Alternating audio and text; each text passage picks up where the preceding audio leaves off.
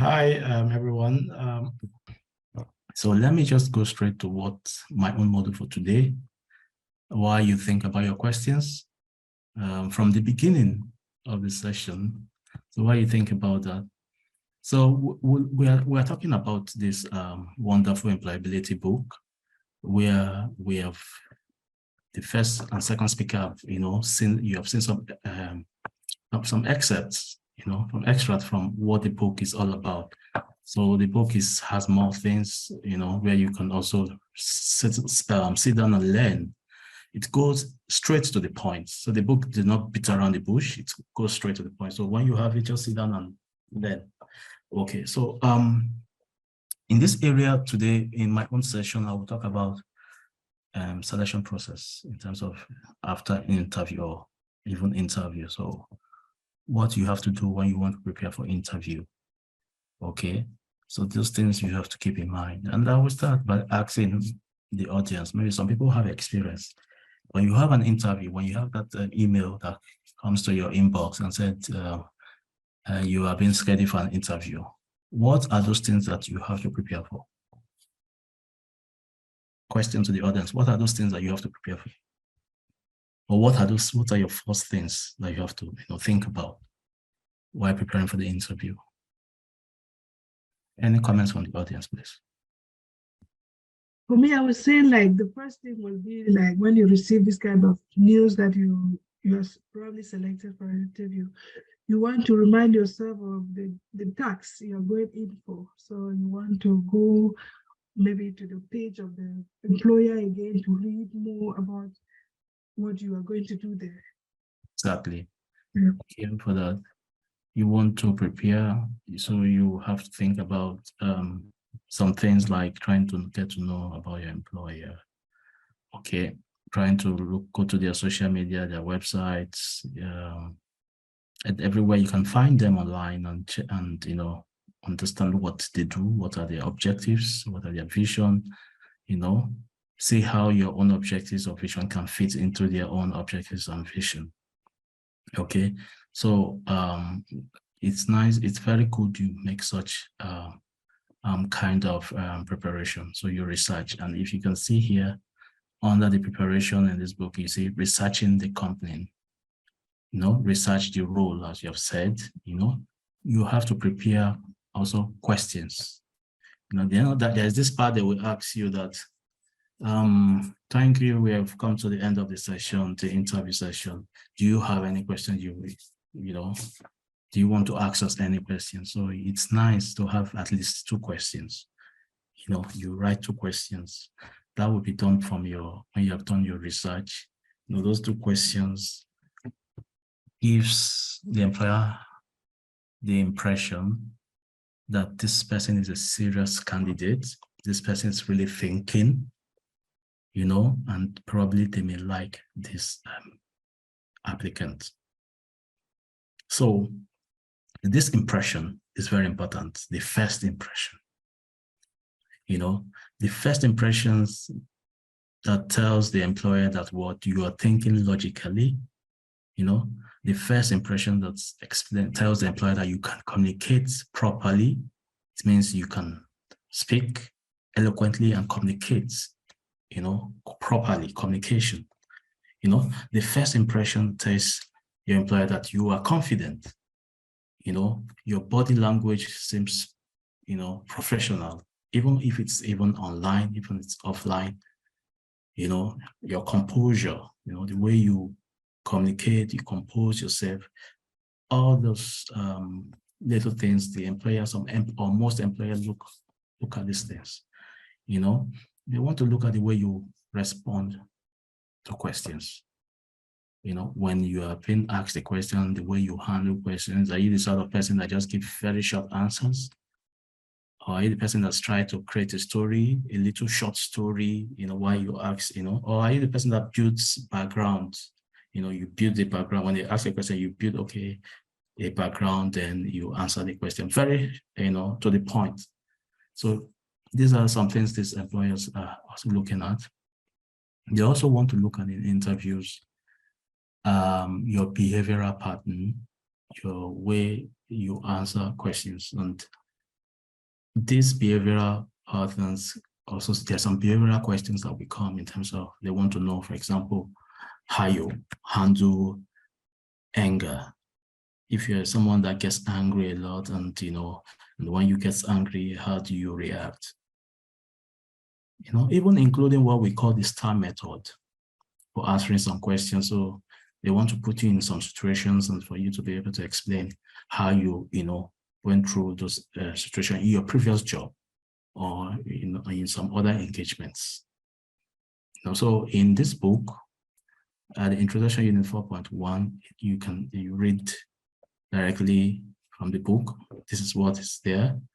Then I want us to go again about the assessment. Even before you prepare for the job interview, self-assessment, one Natasha have said at module 1, it's nice you have that table, you'll be able to, you have done your self-assessment, you have identified those your strengths and weaknesses, you have reviewed even the job descriptions. So these are part of preparation. So you know yourself, you know your employer. So in knowing yourself, you have to do self-assessments, you have to do your job description requirements of the role if you actually fit that position.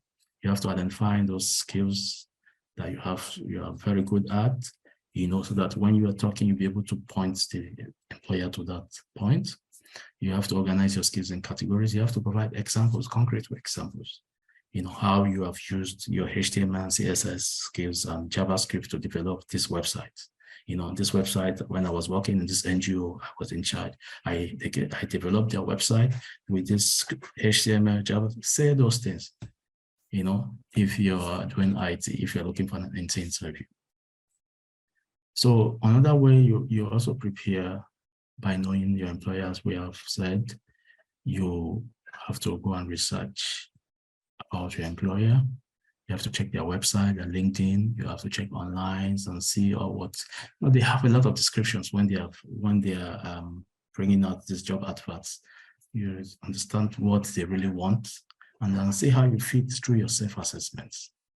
Another thing, again, I want you to understand here is to also prepare, you practice, and you polish. So sometimes if you think that job is what's your time, then sometimes you have to put yourself in such a way, or you can look for people that are mentors that are employers, that are your family friends that already have done a lot of interviews and are working well, and say, okay, please, can you ask me some questions? Let us do this rehearse. Let me rehearse with you. Ask me some likely questions that may come out in job interviews, right? So this is other ways, you can help yourself, or you call a friend, you do a role play, record yourself. If you don't have a friend, you can call, you record yourself, you say it and you see, then you play it back and see how you have done. Okay, so pay attention to your body language. So this is the area of practice I'm talking about. So prepare, practice, and polish. So you pay attention to your body language.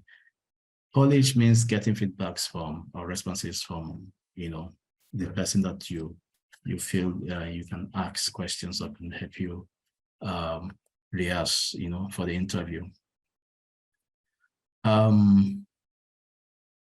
So I want to give you some common questions that, of course, that employers ask, and one of those questions are, for example, tell us more about yourself. So in this way, if you want to answer these questions, you have to start by probably telling them what is not even in your CV. When you say, tell us more about yourself, some people say, okay, I am Shagma, I graduated in this, and it's nice. But that's not what we have. So you have seen it in your CV, right? So we want more information. We want more information, things that, that you probably have forgotten to put in your CV or you did not put. But you have to build it up. Okay, I'm actually I'm an IT person that has worked in social place, which of course in your CV, there in this work, I did A, B, C, and D. Maybe you didn't put in your CV, right?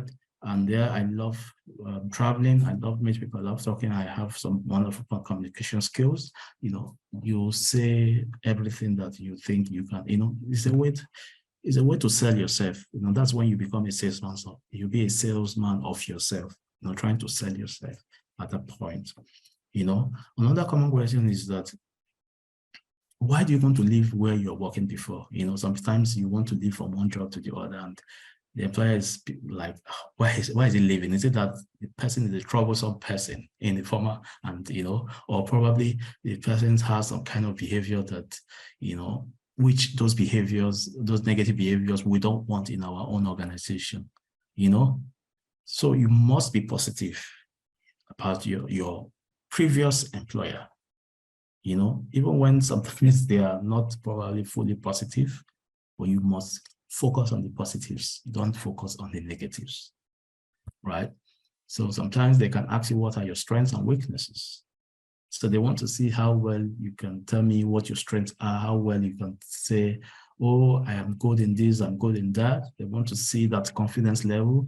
And they want to see that you are not someone that say, oh, I don't have weaknesses. Nobody believes that, right? So you must say weaknesses. Of course, everybody has weaknesses. So you must find your weaknesses. And that's why in finding your weaknesses, you have to do those self-evaluation in module 1. That is why this is very important, that self-assessment. You know, there you'll be able, because sometimes some people actually don't even know their weaknesses. They feel everything they are doing is right, but no, there are weaknesses. So when you self-assess yourself, you're able to identify those weaknesses. And another common question is, why should we hire you? So it means that what additional value are you bringing to the table? Why should we spend our time, our efforts, our resources to hire you? So what value will you bring? Some people say, oh, I will learn, I'm coming to learn. The company or the organization is not a place to learn. Of course, you will learn in most organizations. Yes, they know that.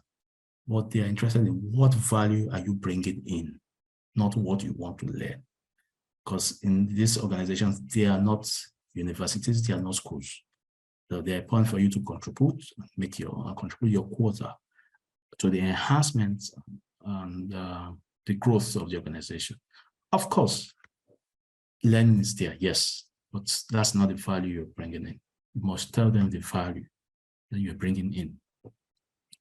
So in these books, we talked about having job interviews in Germany, in France, and Italy, because this is where we focus this project on. So I will let you, when you have this book, to see yourself, what are those things you have to do when you want to have a job interview in Germany and this. So I will just pass that. But I just want to bring your attention to the STAR method. I want to bring your attention to the STAR method, right? So the STAR method, one way to answer behavioral questions is using the STAR methodology. Okay, so sometimes I would, let me give you a typical example here. So you might be asked that,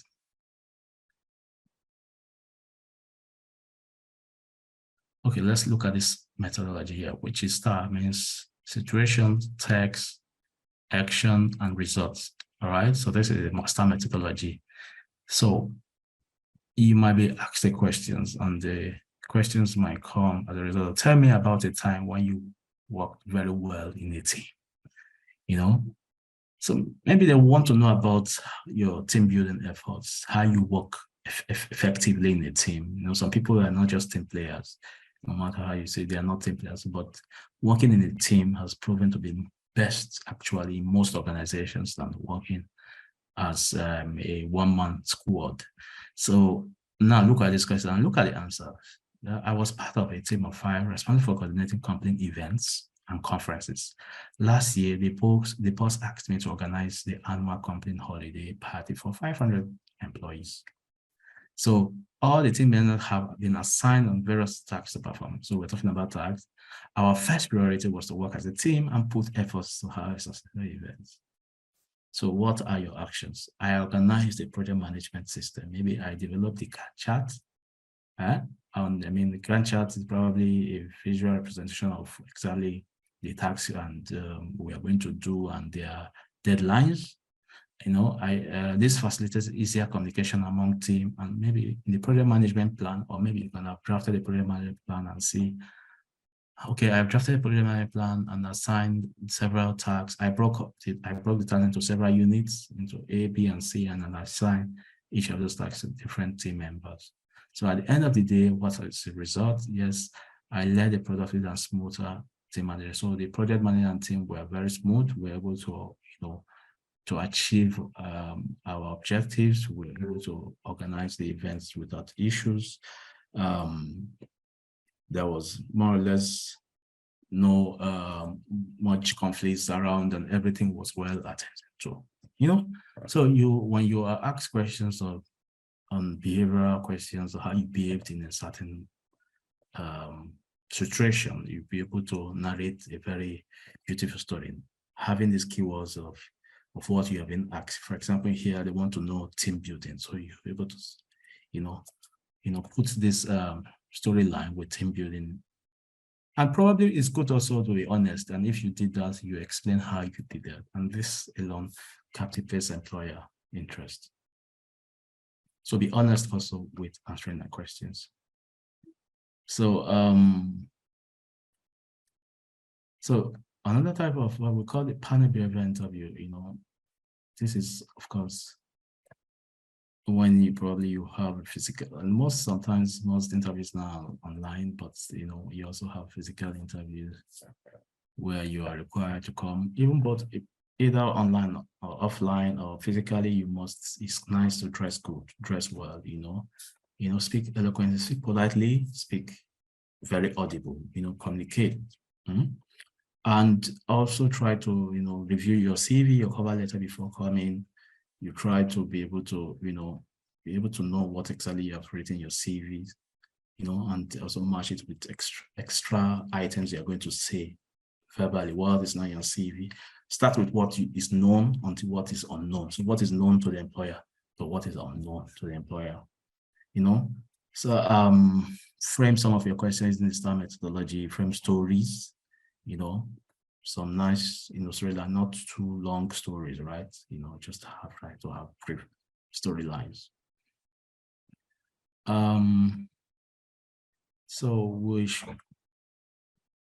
So the STAR situation in this book, you can have other examples here, feedback, interviews, and the likes. You can have many. When you have these materials, you can also study this on this by yourself. So that is pretty much about some interviews, and here on this book you can also find some other questions on how it was phrased and what was said. For example, what makes you different from other candidates? So your page 75 of this book, you can review this. We have some nice references for you to also to visit while you are studying.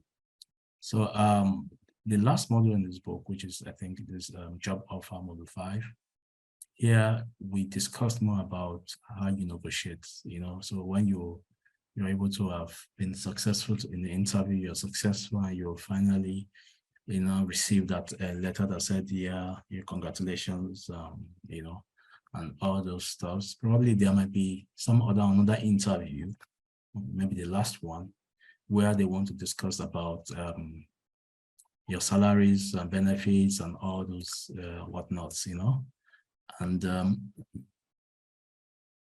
so one thing is that, of course, even before you have applied, you must have done some assessment of the kind of job, self-assessments, check what exactly, if you want to be part of that organization. So, sometimes people just see looking for jobs as just a means to only earn something, earn money and the likes. But I tell you, it's even more than that. Sometimes they are somehow, it's a place where you are going to be going every day, so you shouldn't afford to be sad in your job place, right?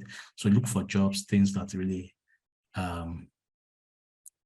corporate organizations that has the values that you would love to see, okay? You love to see, some corporate organizations, not because of only money, but just you probably some places where they can respect you, for you who you are, So some things you have to think about. You think about salary, job duties, responsibility. You think about the work-life balance.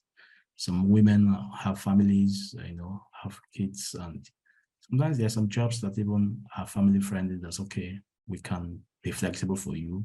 So you have to think about that. You think about companies that will help you grow as a person, that probably we can sponsor you for some professional career development. For example, if you're in IT, they can say, okay, you know how to use this particular framework.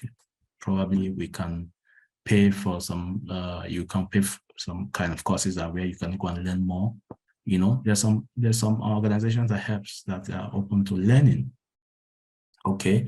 There's also about the culture and values, as I said again, some cultures that when you are in there, you feel happy. There's some places where you go, you feel very excluded. You feel very excluded. And imagine you are feeling excluded every day. There's sometimes it's going to affect your mental health. So you have to think about that because your mental health is very important to you. So don't just apply because you only for money's sake, but also think about your mental health, where you feel happy. And there's some also jobs that probably you have to be traveling, and it's open for traveling, and you like traveling, So you think about that when you think about that when accepting offers. So negotiating how much you can receive. Again, I would just want to say most of the countries here, for example, in Germany, you have some standards, So try to be saying, okay, I've checked the standards of what I can, earn with my qualification. I think I would like, maybe they might ask you what should we offer you, and you just say, okay, I'd like to be offered what fits my skills and standards in the job markets. And some people might be saying, oh, you have to answer, you have to tell us, but yes, if you have been pushed so much, if you can, try to avoid the question and tell them to give you standards and what your skills is, then it's good. But if they really want to have a... Abdullah, when you finish praying, Please, can you mute Aisha, please? If they really want to have a value, then you must have looked at the job market and see exactly what, honestly, evaluate yourself and see what people of probably 1 or 2 years experience at certain jobs or even no experience earns, and say that amount, except they have something better for you. Some other things you can negotiate are incentives, like having to have some kind of additional packages, right? Like, for example, if they're going to support you for relocation cost, or what is their, or extra time, even just have extra time, not, extra working time. Or sometimes some organizations even offer shares, right? So if you are part of the organization, they will tell you, okay, our shares is open. There's some shares that are open for employees, so as the company grow, your share grows. So there's some other things, some probably beautiful gadgets that the company might give to you. Depends, yeah. So those, you might ask, what are those extra benefits, But then be polite, don't be very forward, okay? Don't be very mean and forward. You have to know. Speak politely, and if they say no, you let it go. As much as you have. The most important thing I want you to make is just make sure their cultures fits you, what you think, you feel happy, Don't mortgage your happiness in jobs, right? Try to look for jobs that makes you happy, actually. So, yeah. So when there is no job offer, what are you going to do? When you have lighter niche, some people, lighter niche, yeah, that's a very famous German word that comes with our with letters, as Brian said, maybe it's part of those letters are part of culture. So, but there you have to examine how you search for information, how you search for jobs. Maybe you are not even getting jobs at all. You have to check your cover letter, your resume, tries to look at standards resumes, in that locality where you are. You try to look at the standards, try to work on it, reassess your training education, maybe try to do some certifications, again, extra. You try to go for workshops like this. You add them to your CVs.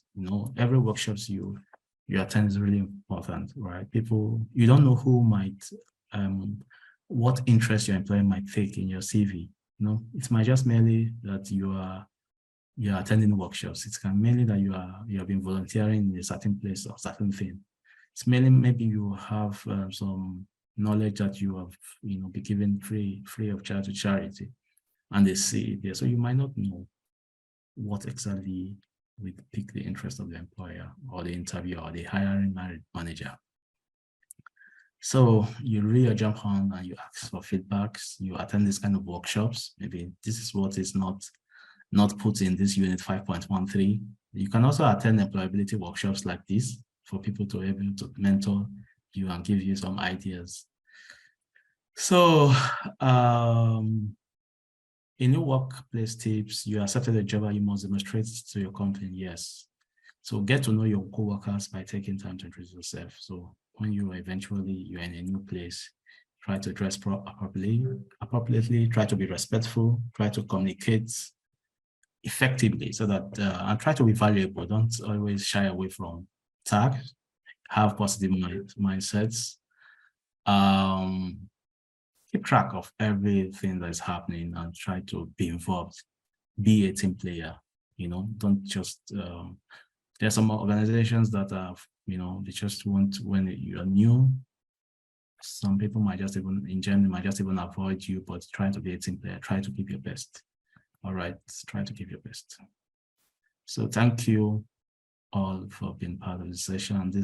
My session has come to an end, and I'm open for questions and answers. Thank you.